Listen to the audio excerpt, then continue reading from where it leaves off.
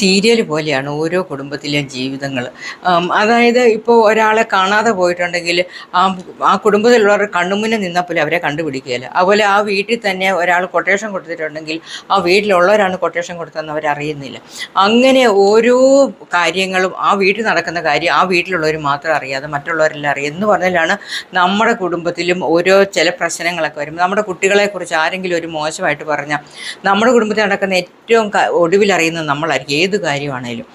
അപ്പം നമ്മുടെ കുട്ടികളെക്കുറിച്ചാണെങ്കിൽ പോലും ആരെങ്കിലും എന്തെങ്കിലും അവരെക്കുറിച്ച് അറിഞ്ഞ് മോശമായിട്ട് നമ്മളോട് വന്ന് പറഞ്ഞാൽ എന്താ, നമുക്ക് അവരോട് പിന്നെ വൈരാഗ്യമാണ്. പക്ഷെ അവരത് ചെയ്തോ ഇല്ലയോ, അല്ലെ അവരങ്ങനെ ഒരു പണി കാണിച്ചിട്ടുണ്ടോ എന്നുള്ളത് നമ്മൾ അന്വേഷിക്കല്ല, ഈ പറഞ്ഞവരെ നമ്മൾ പ്രതിയാക്കാൻ നോക്കുക. അതാണ് നമ്മുടെ ഏറ്റവും വലിയൊരു പോരായ്മ. ആരെങ്കിലും എന്തെങ്കിലും അങ്ങനെ പറഞ്ഞിട്ട് നമ്മളൊന്ന് അന്വേഷിക്കുക, അവർ പറഞ്ഞത് ശരിയാണോ. അവർ പറഞ്ഞത് ശരിയാണെങ്കിൽ നമ്മുടെ കുട്ടിയുടെ നേർവഴിക്ക് പോകാൻ വേണ്ടി അവർ പറഞ്ഞതെന്ന് നമ്മൾ മനസ്സിലാക്കി അവരോട് താങ്ക്സ് പറയുക. അതാണ് ചെയ്യേണ്ടത്. അല്ല അവരോട് പോയി വഴക്കും കൊണ്ട്